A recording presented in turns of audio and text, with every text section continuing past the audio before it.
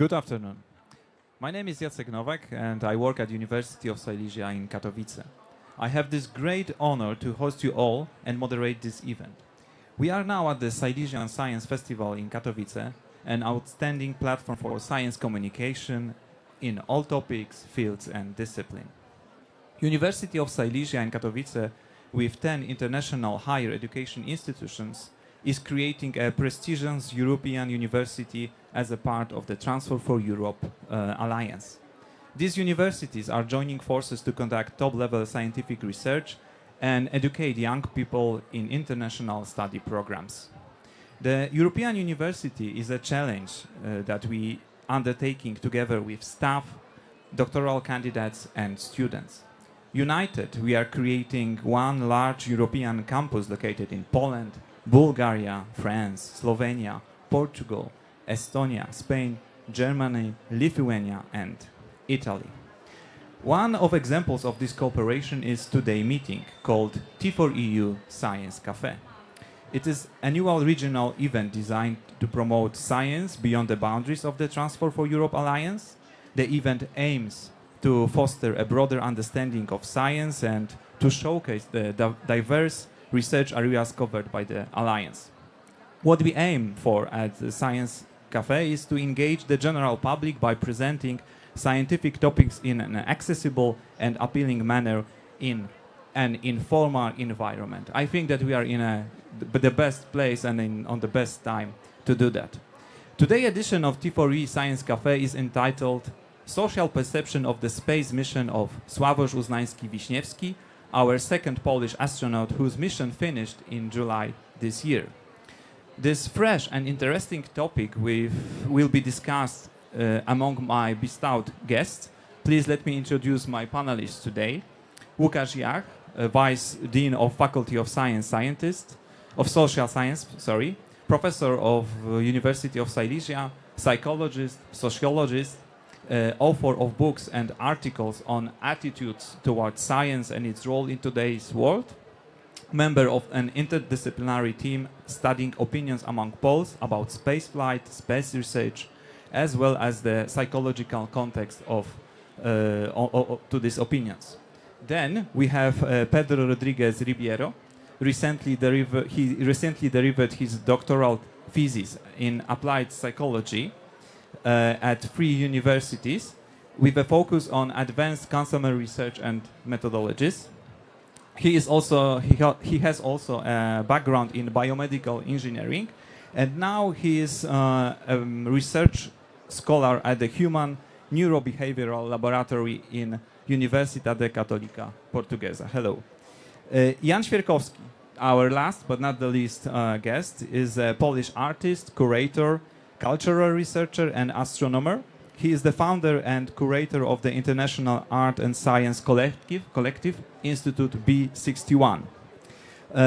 Jan, in 2023, has received a PhD in Cultural Studies that was interdisciplinary research at the intersection of art, science and culture. What is very interesting, Jan is upcoming science lead strategist in Art Science Museum in Singapore.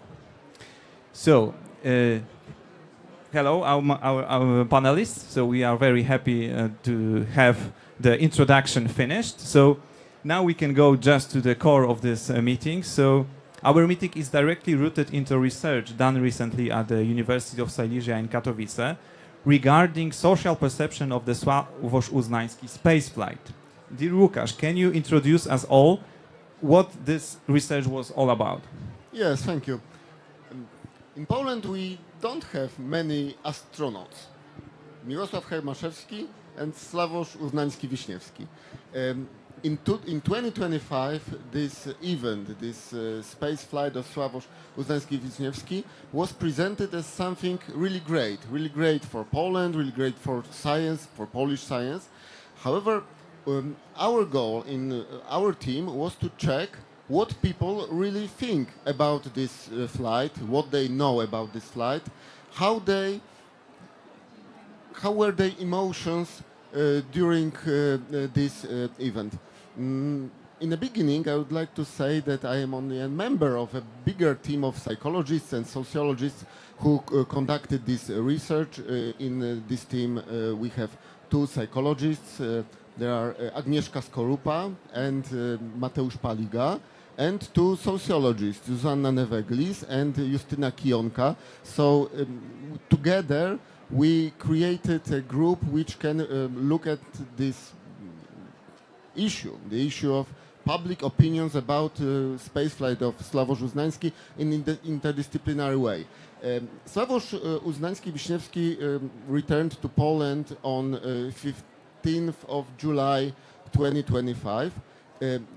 2 weeks later, we started our research because we wanted to check these public opinions on a spot, in a moment when really people remember their emotions, their expectations related to this flight.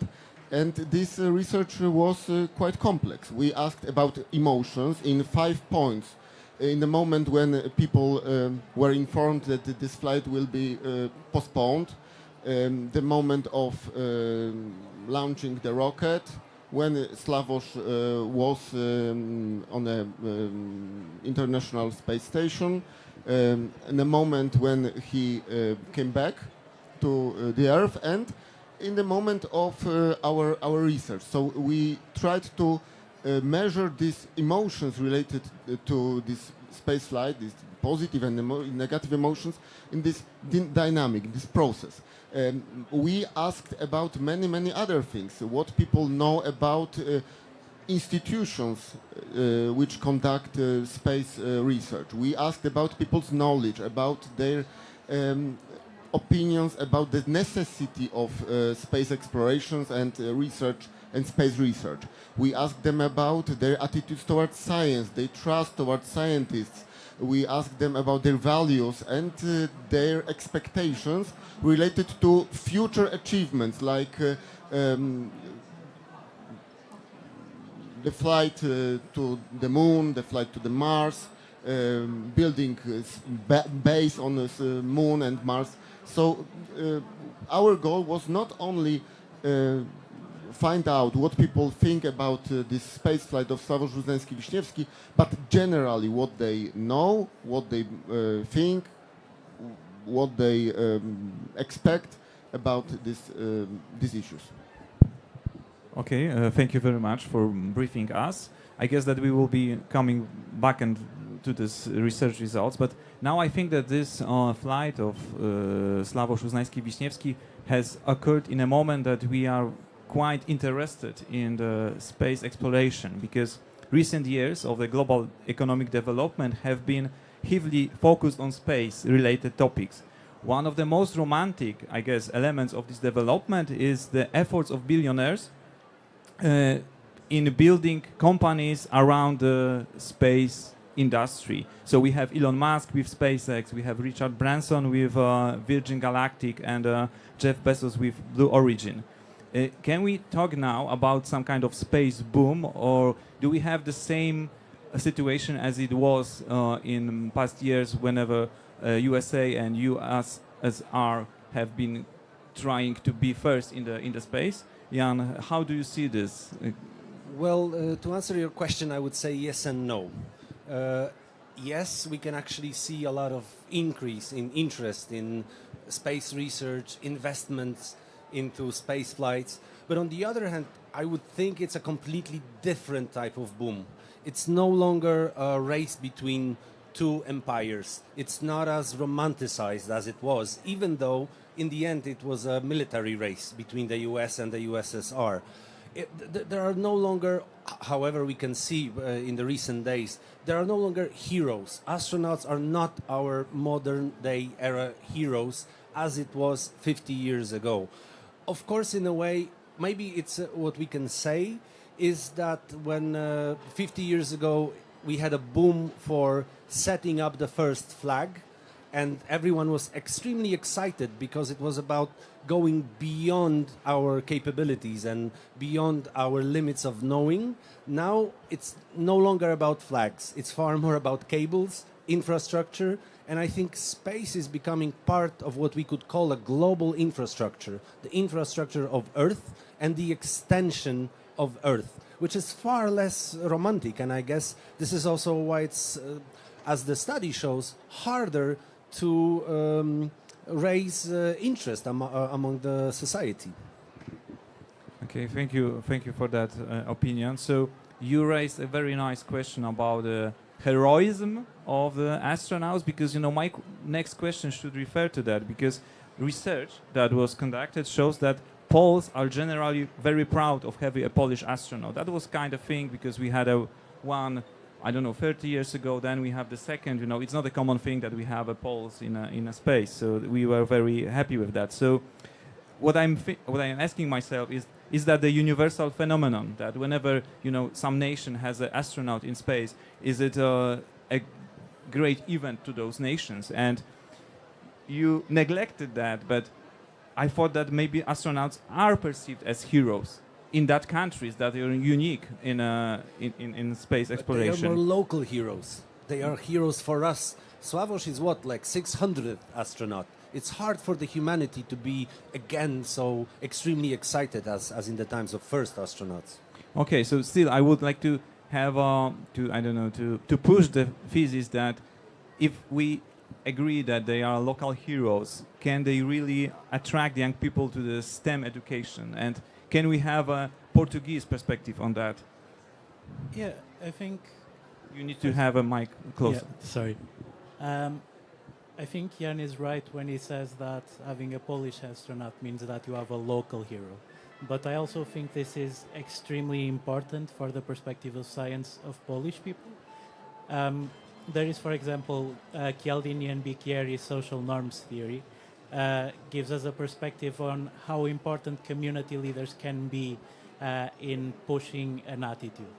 And right now what you have is the attitude that there is a Polish people who did it. I'm Polish, I can do it as well, right?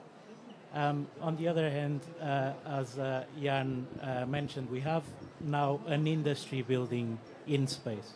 We have actual companies like Starlink, like Elon Musk's Starlink, using space for commercial profit. This has the aspect that, yes, billionaires are gaining interest. There is a negative aspect where we begin to think this is something that is very luxurious. It's not for normal people. I'm not going to space in this way. But at the same time, when space becomes a job, when space becomes an industry that I can go to university for to study, then I think people gain interest because people need a career that excites them. And I think even if you aren't going to become an astronaut, if you can work on that next satellite that goes off, if you can work even in the background at SpaceX or Blue Sky, you gain a certain perspective of I can be a part of someone else's achievement, because no one who works in the background is often neglected, right? But I still think that this can excite people, and I think that having a community leader like that excites people in a completely different way, where he is a spokesperson for, I'm a person like you, I'm a normal person, I went to university, and now look, I'm on the news, I went to space, so. And I'd like to say that these questions were raised in our research, and indeed, Polish people felt proud that Sławosz Uznański-Wiśniewski is the Polish astronaut. However, when we asked people how attractive is, in their opinion, such work as being astronaut or being space researchers, people had moderately positive opinions. So they feel proud about Sławosz Uznański-Wiśniewski, but they don't think that being an astronaut or space researcher is relatively attractive work in our current world. So it's interesting if we think about this, encouraging people to work in STEM area and think about technology as a tool to make our future better. People don't think that this work is more attractive than another kind of works. 10, 20, maybe not 10, but 20, 30, 40 years ago, when we asked children if they want to be astronauts, children said yes. Today, when we ask people how attractive is this kind of work, they say, oh, it's quite attractive, but not very attractive. And the third issue, which I would like to comment now, is this issue of big companies. You said about SpaceX and other companies. We asked people who, in their opinion, should conduct space exploration. And we ask about opinions about countries, international organizations, and private companies. And people had the greatest support to space exploration conducted by international organizations. Less support, but also quite positive opinions about private companies, and the weakest support to conduct this kind of research by single countries.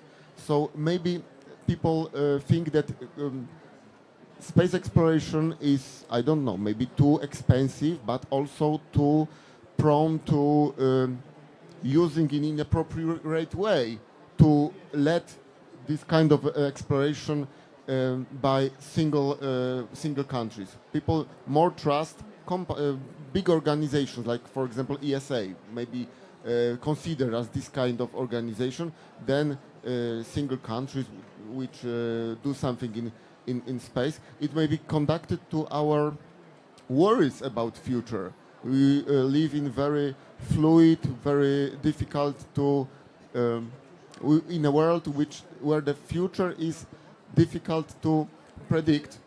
So maybe people think that space exploration by single countries may lead to dangerous outcomes. So this kind of research conducted by international organizations in Poland, because we have this data from Poland, is perceived as something better. Could I pick up on a point that Lukas raised at the start, which is that you mentioned there is some support but not generalized in the population, and I think this is quite normal to find, no? Because, for example, you ask 90 people if they want a job in space. Some of them will say yes, they are very interested. Some will say, I am interested in space, but it's not something that I will see myself doing. Actually, I think that there is quite a large granularity in people's interests in space, right? Because not everyone wants to be an astrophysicist, not everyone wants to be an engineer. So we shouldn't look to excite everyone about working in space, especially because it's a small industry.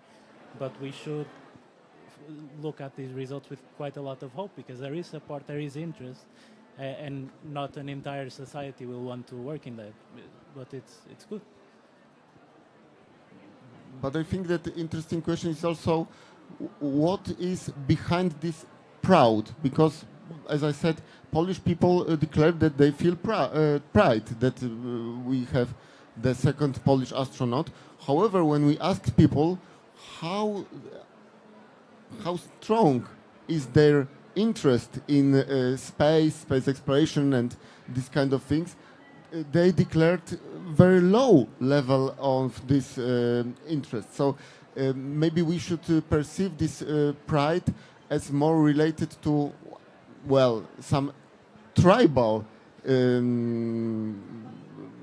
aspects, not really related to science. Okay, thank you. You know, so you have touched, I think, at least two points, because, you know, one thing is that the career of astronaut is, you know, not very likely. Even if you are very good at university, you have a lot of, you know, physical preparation, because this is at some point a question of luck, and this is a very big competition. So yeah, that's maybe distracting people from that. Yeah, but on the other hand, we see that we already touched that topic, that we see that space exploration promises countless possibilities. Yeah, we have already mentioned the three big companies that are trying to make space flights cheaper, more accessible, and so on. Yeah, so if you have in the perspective on the horizon such a lot of possibilities, how can we persuade people to chase these opportunities? Because you said only one will be astronaut, but behind the astronaut there's a lot of crew that is needed to be involved in that. So how can we use its space trend to foster education in that field? I don't know, Jan, do you have any good practices or tools that you can recommend?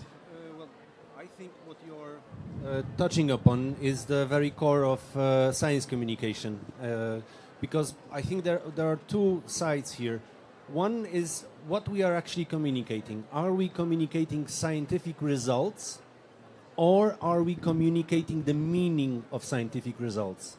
And I think this is something that we mix a lot, and Sławosz's case is exactly the same.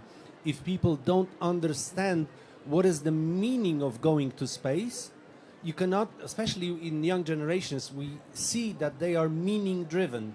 They want the world to be a better place. They want to stop the global climate change. They want to have a say in how reality is going on, or the futures are going to look like. So we really have to, as science communicators, work with the meaning. And by this I mean even philosophy. What does it mean for humans, for us? Why we want to go somewhere? Because if we are going to communicate that we are increasing the GDP, or we are increasing the innovative level of Poland, I would say, if I were young, when I was 18, I would say it's crap. I wouldn't care at all. And on the other hand, I think it's when we are, again, communicating, I think we are not, and Sławosz's case is the same, in my opinion, we are not making people participate enough in the mission itself. We are not introducing on a very local level workshops about not only space, but things that Sławosz was, the type of experiments that Sławosz was doing in space. People are just observers of one person, a white man, going to space, and they are asked to identify with that person. And I think the only reason why they identify and they feel proud up till now was of this tribal pride that, oh, it's a Pole and a Pole went to space. But then the rest of research shows that there is all this perception is based on this basic instincts that people have. So I would say there's a lot to be done, and I'm extremely happy that Sławosz is now on a tour around Poland with almost thousands of people attending every lecture. And I think it's a shame that it didn't happen before, and most probably it couldn't. But I'm very happy that there's a lot more being done now. Yeah, I'm very happy that you mentioned that, because in fact, Sławosz is touring around Poland, meeting with university societies, with high schoolers, and so on. There's a lot of events going on that he is talking about, interesting facts about how he sleeps, in space, how you can eat, all the things. So that's interesting, in hope that maybe 1 in 10 or 1 in 50 person will, wow, that's my career. Yeah, but still chasing that topic of the education and fostering STEM education. I really want to know the Portuguese perspective on that. Well, this is interesting about STEM education, because it is nice that Sławosz is going around Poland to speak, especially to children, to excite them to get into STEM education. But when you go and look, for example, at adults, I would be curious to see if we'd see the same results. Because, for example, as adults, we care about our wages, we care about if we have food, water, if the crops are growing in the fields that feed us. And I think it's quite hard to see immediately how does space exploration help me in my daily life? How does it impact my local community? And this goes to what Jan was saying. If we look only at a purely tribalistic meaning, then yes, we were looking at Polish people being proud of a Polish hero. If we're looking at whether people are interested or not in what he did, other than whether he was a Pole or not, are people asking, oh, cool, he went to space, did he contribute to science? Or, oh, cool, he went to space, how does this help me? And even in this tribalistic nature, I think there is a duality because, for example, if you do not care about space travel, you are in a completely different group of people than the group of people who love space, who are curious about space. So you have this person who represents something that you do not agree with. It's an outgroup to you. And so, for example, Teifel's social identity theory says that you'll see that person and think, I'm against this. So I think even here there is a duality. Yes, he is an idol. Yes, he inspires a lot of Polish people. But I'm curious whether this is representative of the whole population, or if people are skeptical about space will still see him as not meaningless, but representative of something bad for them. You know? And I would just follow up because there's, I think there are different groups, like there are kids, exactly as you said. Then there is this group which is preoccupied in life with wages, having an apartment, after getting married, how we are going to do this or that. And then there is a group of, let's say, 50-year-olders who have already solved life issues. They already know that they are going to pay for their dinner the other day, and they are again looking for meaning in life. And I would also be very curious to see what is the perception in that specific group of, let's say, 45, 50-year-old Poles who are now again, it's a very important moment in life. For most of us, our parents will pass at that time. We again start to question who we are, where we came from. And I would love to see an impact in that group. But maybe Łukasz has something to say.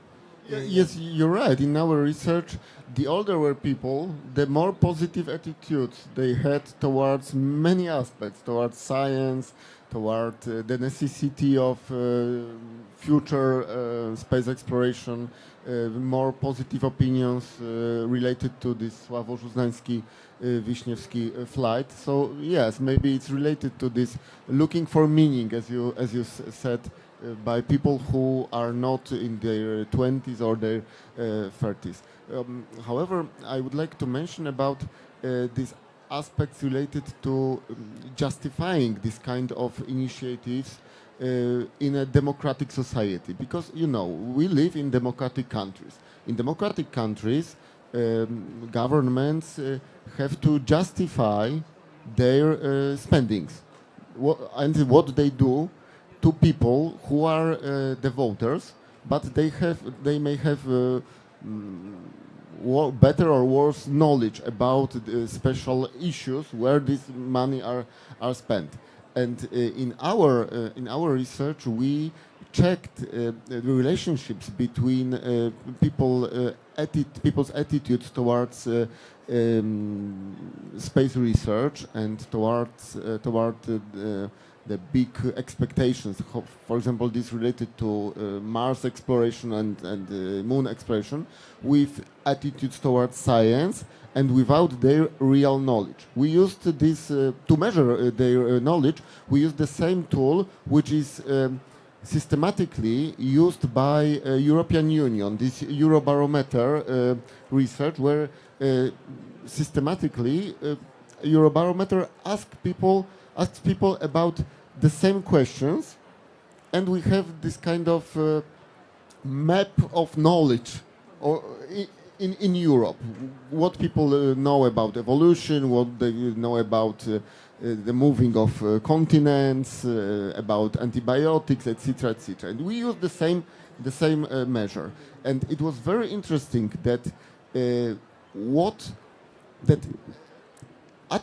positive attitudes towards science may be used to legitimize any kind of doings. Whatever we ask people, it was positively correlated with attitudes towards science. But if we thought about knowledge, these results were more complex. Knowledge was positively correlated with some initiatives, but not with other initiatives. In my opinion, the most striking, the most spectacular were these relationships between attitudes towards science and real knowledge with people's hopes, expectations about this, regarding this future exploration of Moon and Mars. If we look at attitudes towards science, it was a positive predictor of calculation of the probability that people till 2050 will fly on the moon, will build a base on the moon, will fly on the Mars, and will build a base on the Mars. If we looked at knowledge, it was a positive predictor of only one expectation, that till 2050, people will fly on the moon.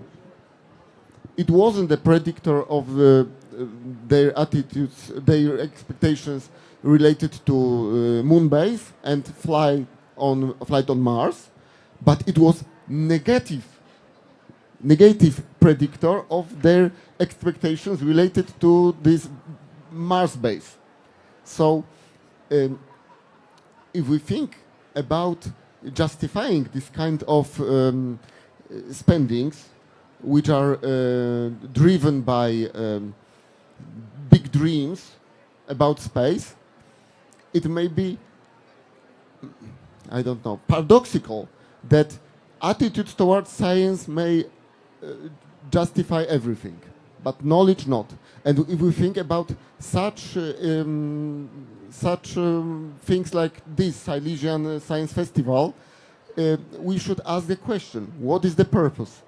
From the point of view of, I don't know, government, for example, or big companies, if this purpose is giving people knowledge, or it is the purpose is giving them the opinion that science is funny, science is sexy, science is something interesting. Because people who have knowledge ask another kind of questions. And it's more difficult to convince them that we should spend a lot of money because space dream is really, it is really worth to come these dreams about space true. It's because declaratively we say that knowledge is very, very important. But from the point of view of government, maybe not. Maybe people who don't have big knowledge are easier to convince to this kind of spendings.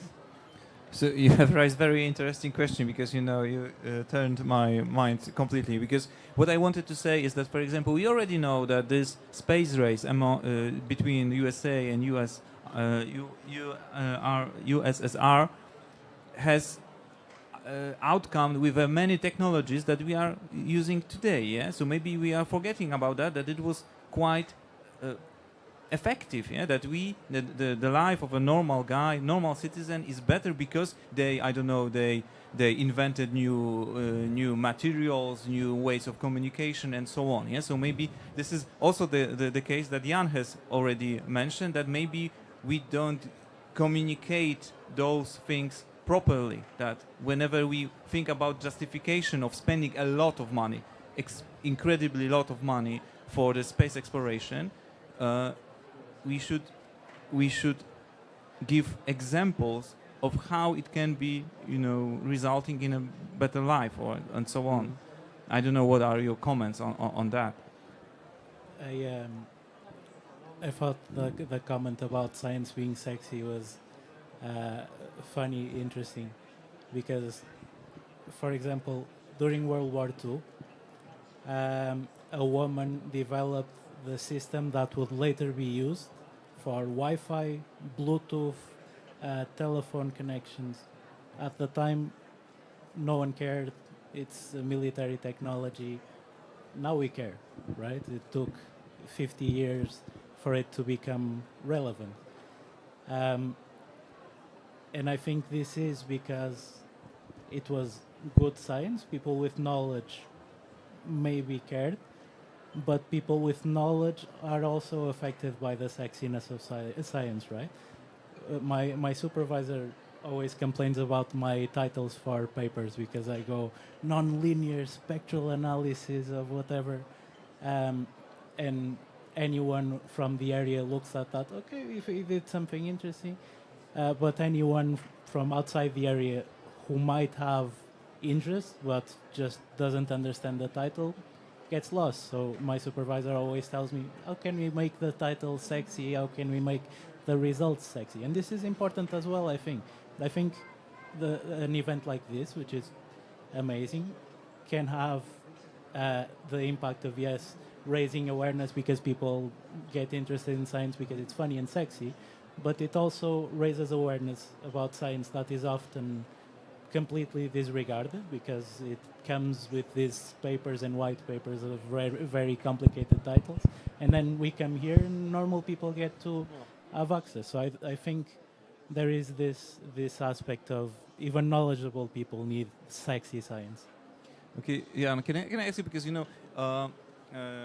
we are at the science festival, yeah. So there's a lot of things going on, hands-on experiments, a lot of talks, lectures, people with very great minds, and yet we have just heard that maybe people, and we organize this event because we want to raise knowledge in the society, yeah, to make the science closer to the society, because sometimes we use a lot of technologies but we don't understand them, yeah. So it's like magic now, yeah. So we should maybe make them people understand it, and then we have heard that maybe knowledge sometimes is some kind of inhibitor of very expensive initiatives. I don't know, Jan, what do you thought about that reflection?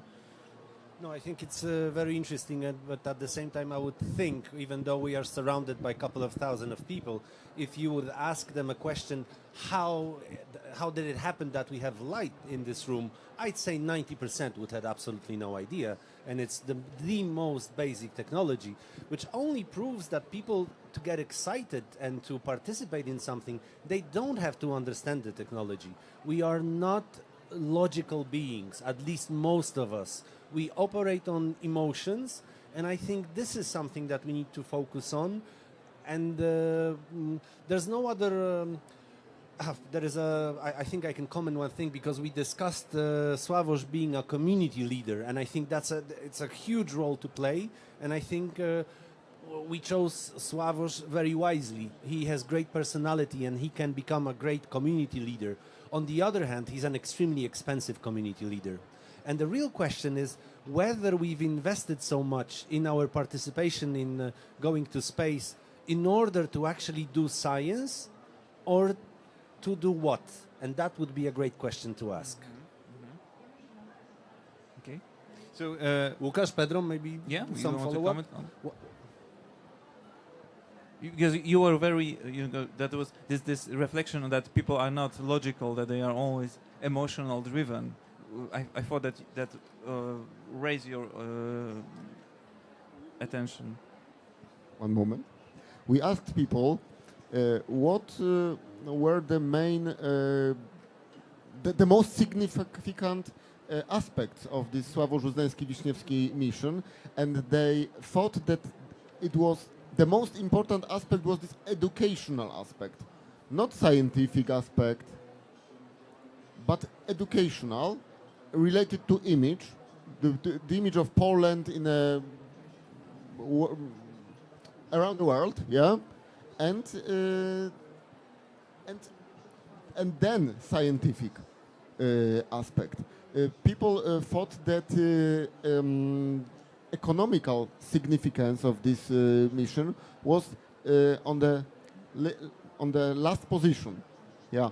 So maybe even these members of public felt that this mission is not really not only for science, or Poland doesn't launch the second astronaut only for scientific purposes.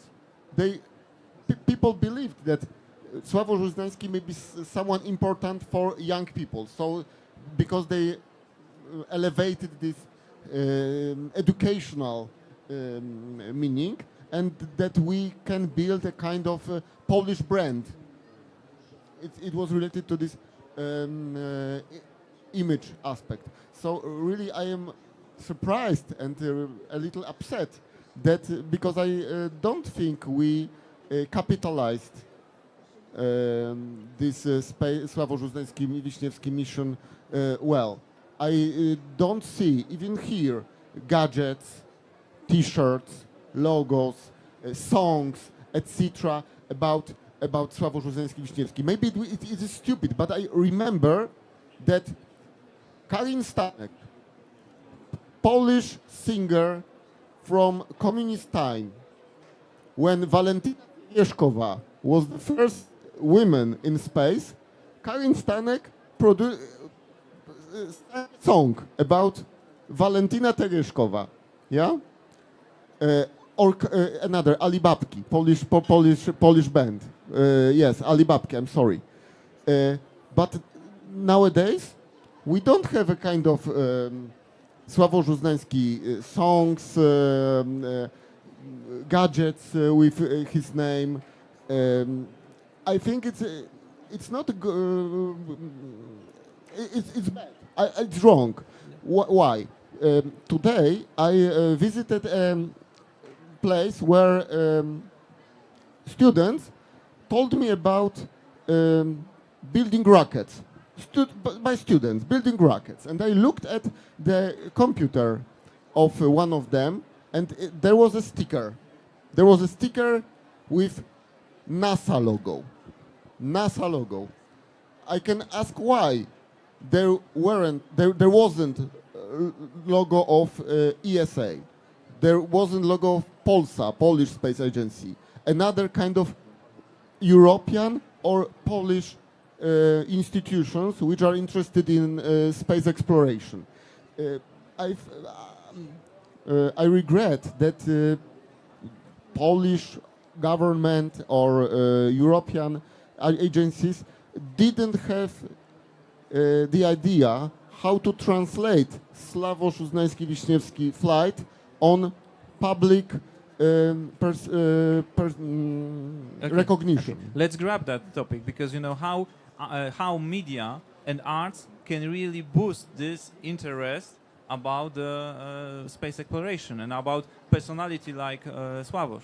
I will just do a short follow-up, and I will try to answer your question. But if we agree that Sławosz's mission was actually in a way, science communication mission rather than real science, which I think in a way we, in the back of our heads, assume, right? I agree. Right, that it's not a Polish scientific mission. We were not pushing scientific boundaries anywhere. We had the opportunity to create a certain momentum within our society and a motion toward natural sciences. But that would also mean that we are not allocating funds in order to do so, because what you're referring to, it would be extremely interesting to compare the effect of a science communication mission to space versus a nationwide science communication program for the same amount of money that we paid to ESA as a program. And if we decide to have a mission like Sławosz's, I believe it's extremely important to have a proper budget to promote the mission. And I think in the case, but you're asking the question, how can media participate? Media need content. Media are no longer content producing warehouses. Media need good quality content, need a lot of support and money. We need to pay media to be interested in a certain topic. And I think that part was not planned properly when the decision was made for Sławosz to participate and to raise our input into the budget of European Space Agency. Can I introduce something here, which is I understand the feeling that you feel that this hasn't been capitalized upon, but you also, for example, with the NASA logo on the back of the computer, NASA is one of the biggest brands in history, right? You go to any shopping center, you'll find sweatshirts with the NASA logo. You go to any bookstore, you'll find a book about the Apollo mission, I'm sure. You'll go to, for example, Comic-Con or something like that, which is a pop culture event, and you'll see NASA as a pop culture icon. And I think it's quite hard to compete with this, with Sławosz's mission. I think he has a role to play, as he has been doing as an educator, going and talking to people and saying, showing up at the school and saying, I'm an astronaut, you can be an astronaut too. I am also skeptical that this has a long-term impact. I think it creates momentum, and momentum is great, but human beings are built to discount time. It's the dopaminergic system, right? We are excited about things that have immediate reward, and space is very hard to get an immediate reward. If we can figure out how to communicate that, for example, we launch a satellite into space, which in the near future will prevent forest fires.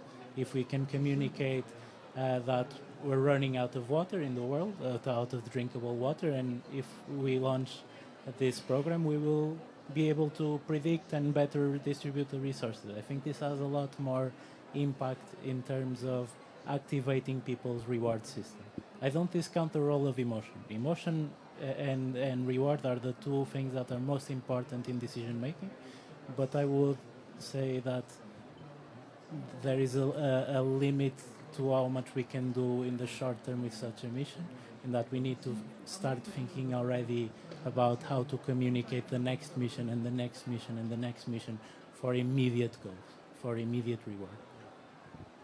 I have to admit that I thought similarly to you about this disproportion between NASA and ESA, European Space Agency, thinking that, well, NASA is very old, ESA not. However, I watched Moonraker, a James Bond film about spaceflight. And this film with Roger Moore, so it's a quite old film from, I don't know, 70s or, late 70s. There is ESA. In this film, James Bond is, the plot of this film is about James Bond, which have to solve some problems with the scientists from European Space Agency. So I can ask question, what went wrong between 70s and the third decade of the 21st century that ESA didn't build this kind of brand?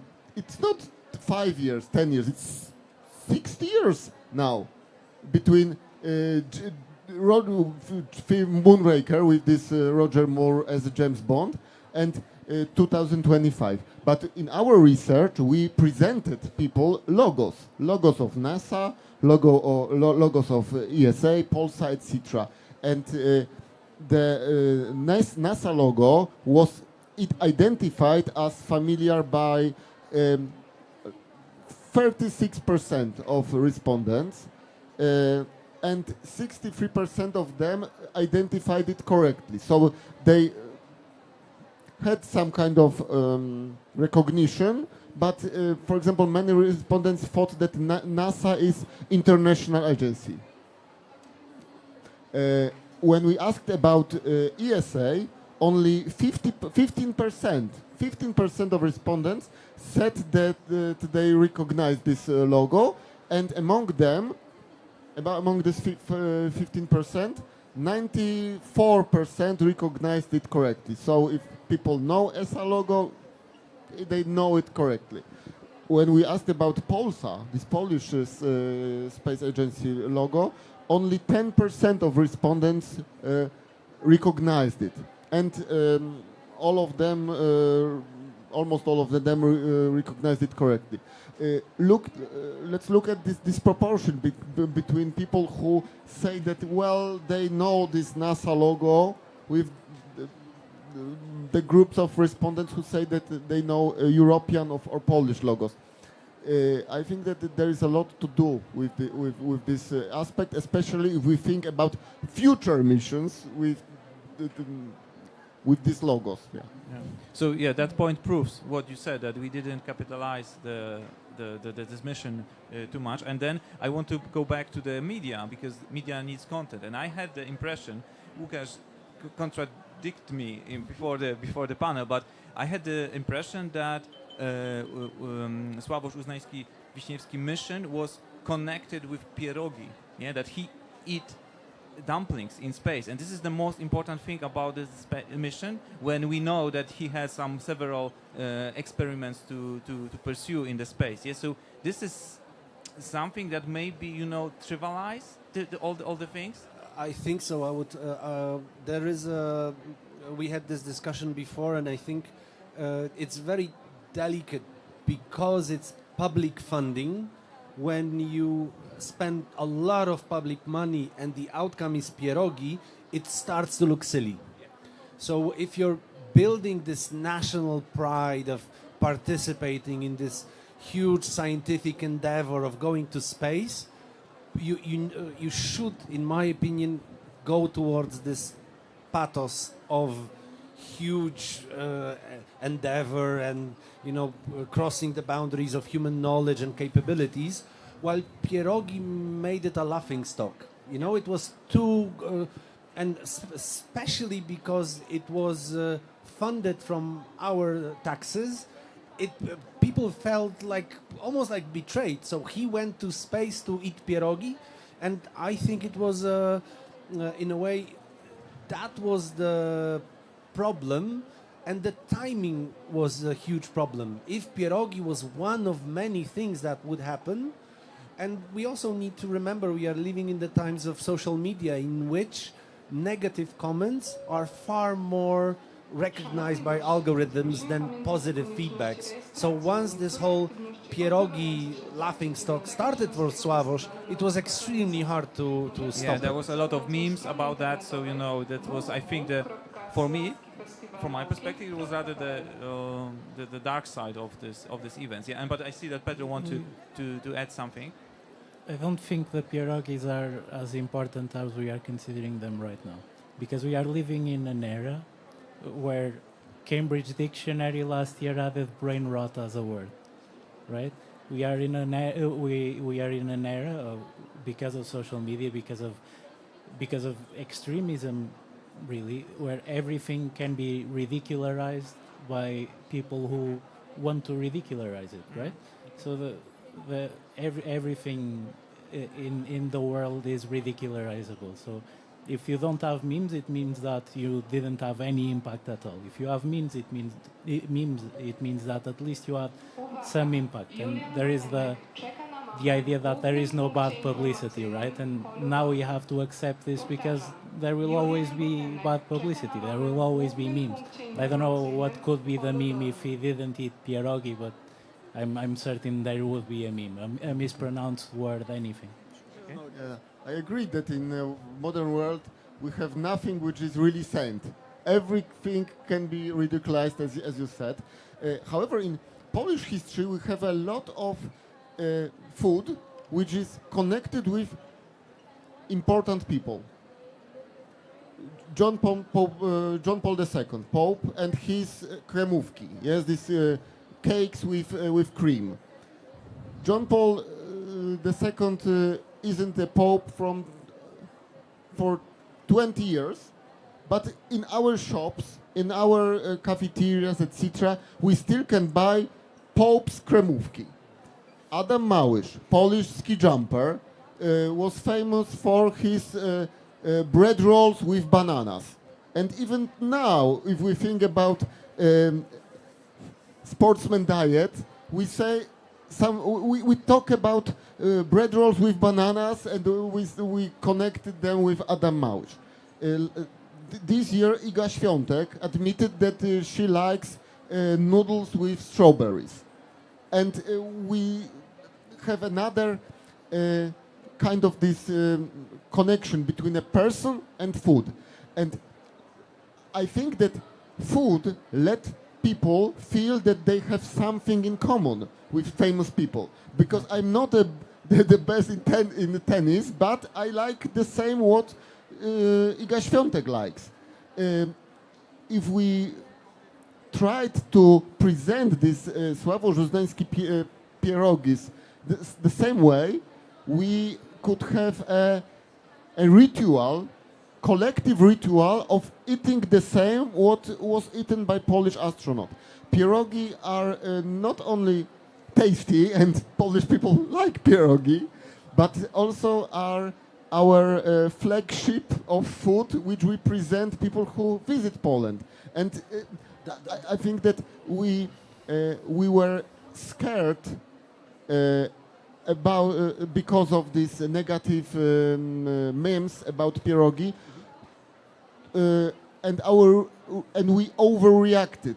We said, "Oh my God, we should remove this pierogi from this social narration." I think it was a mistake. If we use social medias, influencers, etc., to overcome this first negative way of this wave of impact, this pierogi could be translated in something similar to Iga's noodles, Adam Małysz's bread rolls, Pope's kremówki, etc.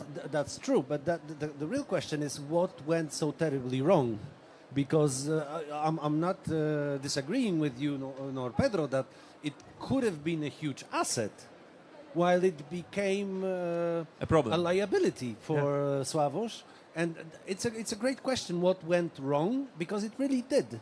You know, it wasn't. And I think there can be. It's a great case study how not to.